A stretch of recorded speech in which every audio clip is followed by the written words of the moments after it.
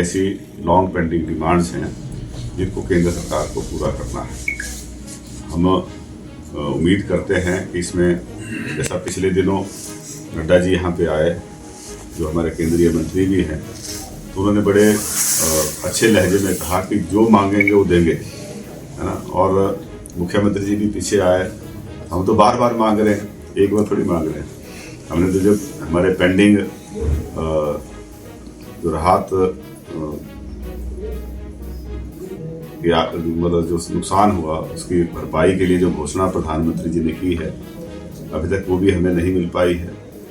दूसरा, जो BBMB से हमें शेयर मिलना है, जो काफ़ी समय से सुप्रीम कोर्ट ने भी हमारे पक्ष में फैसला दिया है, लगभग 4,500 करोड़ रुपए का वो पेंडिंग है। उसको दिलाने में भी नड्डा जी को मदद करनी चाहिए। हमारा जो लोन लिमिट कम की है OPS लागू होने के बाद, हमने उसको बार बार डिमांड करी है कि उसको भी जो है पुरानी जो स्तर था उसके ऊपर लाया जाए। और जो NPS के तहत लगभग 9,000 करोड़ से ज़्यादा पैसा भारत सरकार के पास जमा है, उसको भी हम मांग कर रहे हैं कि वो सरकार ने पैसा जमा कराया है, एम्प्लॉयज़ का शेयर उसमें है, उसको भी वापस जो है वो दिया जाए, क्योंकि अब सभी कर्मचारियों ने जो है वो OPS से ऑफ की है, वो पैसा भी अभी तक पेंडिंग है। और हम नड्डा जी से ये भी इंटरवेंशन चाहेंगे कि जो सानन पावर प्रोजेक्ट है, जिसको हमने 100 वर्ष के लिए लीज पे दिया था, अब वो 100 वर्ष पूरे हो गए हैं, तो उसको भी केंद्रीय सरकार जो है अपने प्रभाव का इस्तेमाल करके, मध्यस्थता करके जो है उसको वापस हिमाचल सरकार को दिलाने में जो है मदद करे।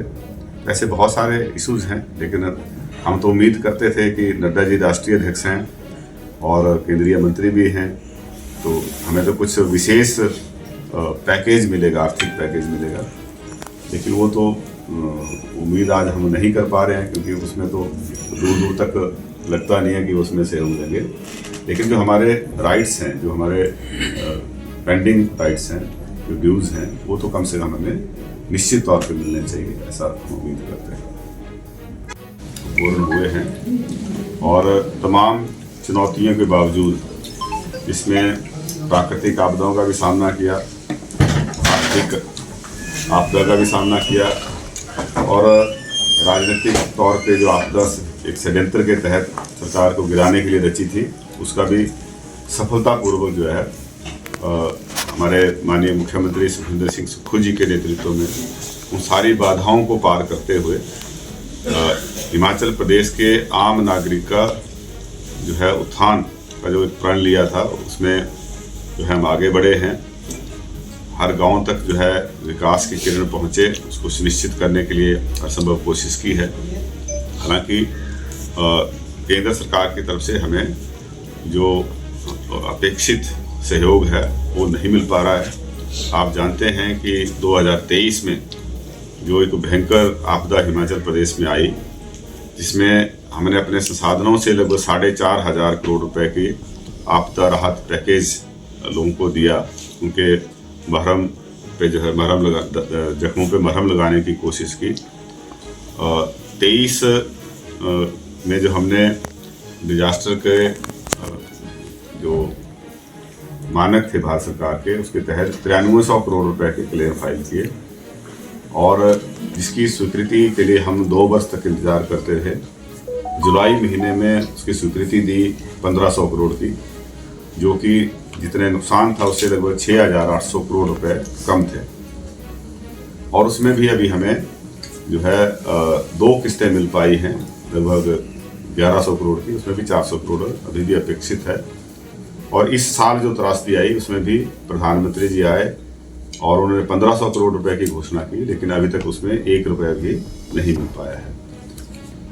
और दूसरा मैं कहना चाहूँगा कि हिमाचल प्रदेश में जो 15वें वित्त आयोग की रिकमेंडेशन थी, जहाँ प्रथम वर्ष में 11,431 करोड़ रुपए की इसमें केंद्र सरकार से भाजपा सरकार के समय में सहायता मिली थी, आज वो घटकर इस साल जो है 3,257 करोड़ है, तो 8,000 करोड़ की कमी सीधे तौर पे आई है।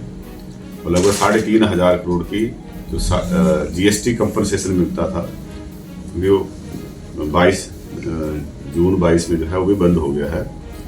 वो लगभग 11,000 करोड़ रुपए का सीधे तौर पे नुकसान हुआ है। लेकिन उसके बावजूद भी हमारे सरकार ने जो है एक साहसपूर्ण निर्णय लिए हैं।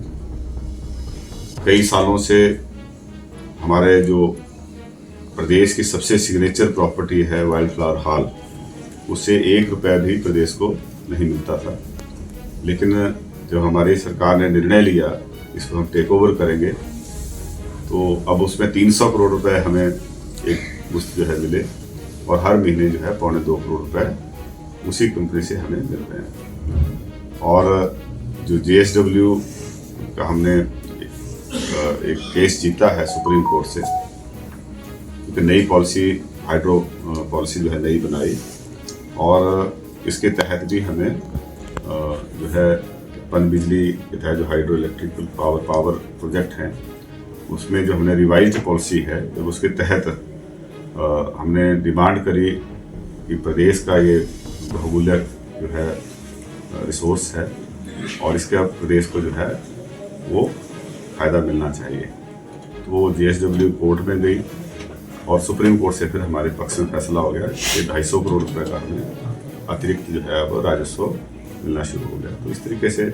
आगे 6,000 ऐसे बच्चों को जिनके माता पिताजी नहीं हैं, आज उनके लिए एक बहुत अच्छी योजना जो पूरे वर्ल्ड में कहीं नहीं मिलेगी देखने को, इस तरह की योजना है, उसमें लाभान्वित उनको किया जा रहा है। इंदिरा गांधी सुख शिक्षा योजना है, इसमें जो हमारी विधवा हैं उनके बच्चों को अच्छी शिक्षा मिल सके, उसमें कवर किया है। और सुखाश्रय योजना में अभी हमने और निर्णय लिया है, इसमें जिनके माता पिता 70% से ज़्यादा अपंगता वाले हैं उनको भी इसमें शामिल किया है।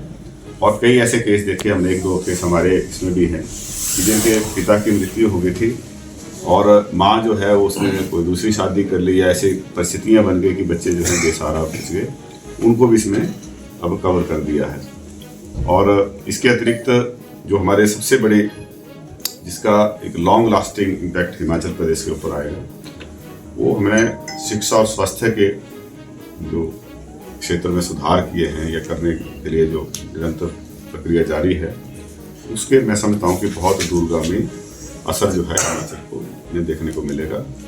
अभी आप जानते हैं कि जब से आदर्श स्वास्थ्य संस्थान बनाए हैं हर विधानसभा क्षेत्र के अंदर एक हॉस्पिटल को, और उसका एक बड़ा भारी सकारात्मक प्रभाव है जनता के ऊपर पड़ा है।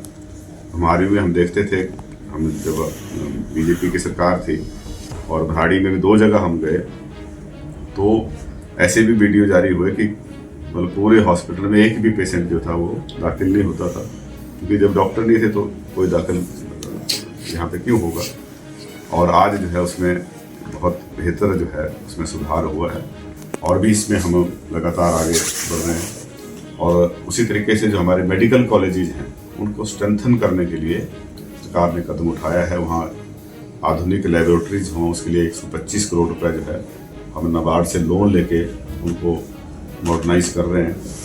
अभी जो मेडिकल कॉलेजेस हैं उसमें इमरजेंसी मेडिसिन का भी एक अलग से जो है विभाग बनाया है, ताकि इमरजेंसी में जो व्यक्ति वहाँ पहुँचे वो उनको जो है बेहतर से बेहतर जो है जो इमीडिएट अर्जेंट जो उनको सर्विसेज मिलनी चाहिए उसकी तरफ कदम उठा सकते हैं। मुझे लगता है करीब एग्जैक्ट फिगर नहीं है, लेकिन 150 से ज़्यादा जो है पोस्ट विभिन्न मेडिकल कॉलेज में एक्स्ट्रा क्रिएट करके उनको भरने की प्रक्रिया शुरू की है। नर्सिस के लिए अभी पिछले कल भी हमने जो है वो 600 नर्सिस, 400 और 200 पहले थी, 400 अभी स्वीकृति दी है। वो नर्सिस भी मेडिकल कॉलेज में, क्योंकि और इसमें कैडर अलग किया है। जो मेडिकल एजुकेशन है जिसके अंतर्गत हमारे मेडिकल कॉलेजेज आते हैं, उनका कैडर अलग कर दिया है। और जो हमारे दूसरे हॉस्पिटल हैं, चाहे जोनल हॉस्पिटल है, चाहे सिविल हॉस्पिटल है, CSC हैं, PSC हैं, ये डायरेक्टरेट ऑफ हेल्थ सर्विसेज के अंदर हैं, इनका कैडर अलग किया है, ताकि जो मेडिकल कॉलेजेज में, क्योंकि वहाँ पे जो है स्टाफ की बहुत भारी कमी देखने को मिलती है कि लोग वहाँ पे ज़्यादातर ऑप्ट नहीं करते हैं, खास करके पैरामेडिक्स जो है, इसलिए अलग कैडर बना के उसको स्ट्रेंथन करने की तरफ कदम उठाया। शिक्षा के क्षेत्र में एक तो Rajiv Gandhi day boarding school है, उसमें भी लगभग 19 जगह पे जो है 19 विधानसभा क्षेत्रों में कार्य प्रगति के ऊपर है। और इसके अतिरिक्त CBSE एफिलिएटेड स्कूल जो हैं वो खोल रहे हैं। हमारे में 4 CBSE एफिलिएटेड स्कूल होंगे, इसमें घुमारवी, भराड़ी, अटवाड़ और कपाड़ा 4 हैं। और पूरे जो है पूरी स्टेट के अंदर 120 जो है CBSE स्कूल इस आने वाले सेशन में जो है आपको शुरुआत होगी। इसलिए कल कैबिनेट में 1-1 करोड़ रुपए सभी स्कूलों की जो इंफ्रास्ट्रक्चर, बेसिक इंफ्रास्ट्रक्चर है उसको एक टाइम पे पूरा करने के लिए, जैसे बाउंड्री वॉल है, कहीं इमीडिएट जिसकी रिक्वायरमेंट है, 1-1 करोड़ रुपए सबको जारी करने का फैसला किया है। इसमें हर तरह का स्टाफ होगा, बहुत सारे सब्जेक्ट होंगे। और हमारी ये कोशिश है कि जो एक अच्छे स्कूल में बच्चे शिक्षा ग्रहण कर रहे हैं, प्राइवेट स्कूल में शिक्षा ग्रहण कर रहे हैं, वैसी ही स्तर की शिक्षा जो है हमारे CBSE एफिलिएटेड स्कूलों में भी मिले। उसमें ट्रांसपोर्ट की भी फैसिलिटी हम देंगे, वहाँ पे बच्चों को फ्री ट्रांसपोर्ट की फैसिलिटी मिलेगी।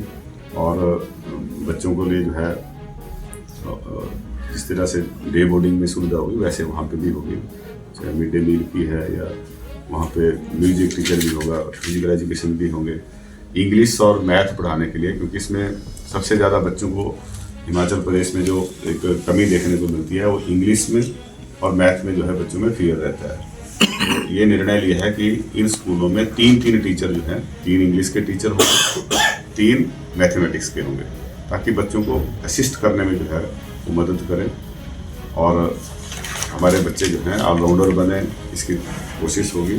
अच्छी शिक्षा मिलेगी तभी हमारा प्रदेश और समाज, देश आगे बढ़ेगा। इससे सोच से इस पर काम करें।